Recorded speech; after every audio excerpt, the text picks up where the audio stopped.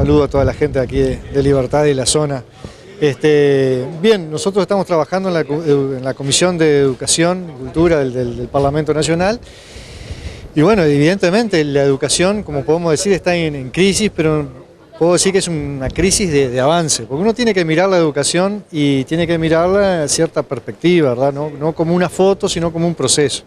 Entonces, pongo un ejemplo, en las 3 últimas sesiones de esta comisión nosotros recibimos al Consejo de Formación en Educación, al Instituto Nacional de Educación, de Evaluación Educativa y al Plan Ceibal. Bueno, esas 3 cosas que son importantes porque son claves, porque hablan de la formación docente, de la calidad educativa y de la inserción en la tecnología, hace 10 años, 8 años no existían. No existía ni el Consejo de Educación, de formación de docentes, ni existía tampoco el Instituto de Evaluación, ni el Plan Ceibal. Cuando hablamos de calidad educativa, bueno, tenemos que en el 2014 fue el primer informe de la educación en el Uruguay, porque el INED fue creado en el 2008 y fue digamos, constituido en el 2012-2013, y entonces, bien, y ese yo le doy mucha importancia porque el Instituto Nacional de Evaluación Educativa es un órgano técnico, científico, plural, no integrado solamente por representante de un partido político, sino del espectro político en general, que da entonces algo que uno le puede llamar que es más objetivo. Y bueno, y precisamente esos son los insumos que tiene que dar para que la educación sea una política de Estado. Y evidentemente la educación no es una política de Estado porque si hace 50 años que no ha habido un informe sobre la calidad de la educación, evidentemente no ha tenido esta calidad. Y bueno, y a eso tenemos que apostar, ¿verdad? Hacia eso, ¿no? Martínez recién planteaba de la necesidad de generar políticas de Estado. ¿Hay voluntad en el Parlamento para generar esas políticas de Estado? Bien, el Poder Ejecutivo, que es el que tendría que empezar a crear y a dar las señales para que haya esta política de Estado, me parece que las está dando en ese diálogo, ¿verdad? Que debe profundizarse. Yo entiendo que en algún momento de parte del Ejecutivo, también como de los sindicatos de la educación, no ha habido un diálogo, el diálogo necesario que tiene que haber, porque estamos hablando de que tenemos que empezar a pensar en el Uruguay con una mirada un poco más distante y no de los 5 años de un gobierno, ¿verdad? Entonces tenemos que empezar a construir eso, tenemos que empezar a crecer en eso, y creo que hay instrumentos como, le decía, el Instituto de Evaluación, pero también el Consejo de Educación, de Formación en Educación, está elaborando una hoja de ruta que apunta a ir creando la Universidad de la Educación. Universidad de la Educación que en el periodo pasado no se votó porque necesitaba las mayorías especiales y el Parlamento, la oposición no acompañó esto. Pero entonces, bueno, ahora se está apuntando a esto, a una hoja de ruta que apunte a darle una formación cualificada, técnica, profesional, universitaria a los docentes. Y eso es pensarlo a largo plazo, ¿no? En el presupuesto, bueno, se generó allí un debate, incluso, bueno, con ocupaciones, reclamos del gremio de los profesores y demás, por el tema de los recursos destinados. ¿Entienden, bueno, que es algo suficiente? Bueno, de los 480 millones de dólares de incremento presupuestal que van a ser para el 2016 y 2017, el 40% es la prioridad, o sea, la prioridad es la educación, o sea, el 40% es lo que se destina más a educación.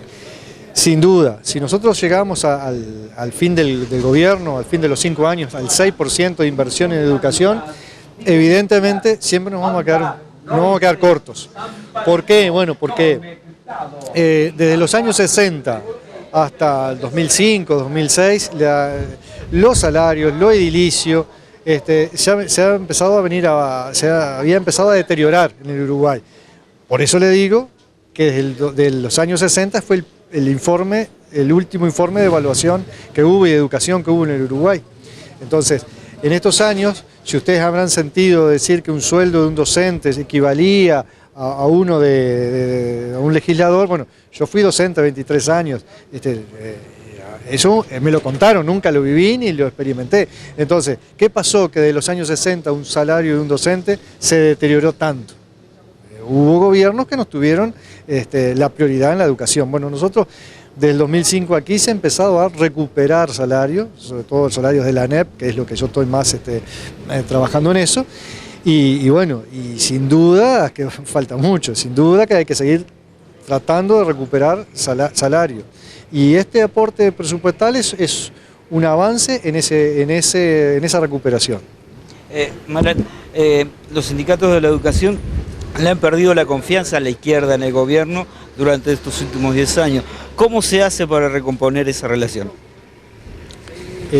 No sé por qué le han perdido la confianza. El enfrentamiento es permanente. Bueno, pero a ver, me parece que está bien.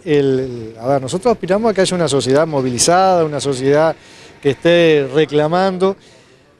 ¿Por qué? Y bueno, porque quiere decir que las cosas no están bien, sin duda. Entonces, cuando yo le digo que en los últimos años se ha recuperado el salario docente, por ejemplo, y se ha invertido en infraestructura, en lo que tiene que ver con lo edilicio, en lo que tiene que ver con cobertura también, porque se ha avanzado no solamente en la cobertura, en la cantidad de alumnos que están llegando a la educación, sino también en el sostenimiento de esos alumnos para que no se vayan.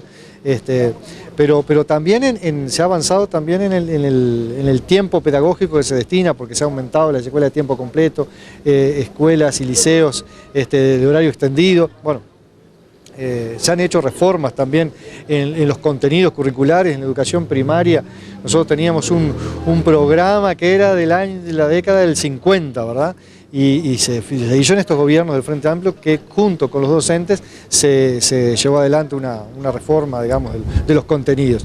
Entonces, me parece que hay que construir y avanzar en esto, en potenciar las cosas que tenemos y tomar en serio los sindicatos, las ATD, las asambleas técnico-docentes, también los consejos de participación. Si tenemos instrumentos que no los hemos valorado desde todos lados, desde los docentes y desde los gobiernos. Me parece que tenemos que empezar a trabajar y aumentar para que haya esa confianza recíproca y no decir, por ejemplo, como se ha dicho a veces del gobierno, porque los docentes, ¿qué se creen? Porque han leído 2 o 3 libros más. Y entonces, claro, hay allí una tensión, entonces uno provoca, del otro lado también recibe una sensación de que no me están tomando en cuenta. Entonces me parece que tenemos que avanzar en eso, en aprovechar los instrumentos que ya tenemos y profundizarlos y no dejar de creer en el otro, ¿no? Ninguna transformación, ninguna reforma se hace sin la participación de los trabajadores de la educación y los docentes. Entonces no podemos avanzar en ningún cambio de ADN, ni transformación, ni nada, sin contar con los docentes. Eso es clave y fundamental.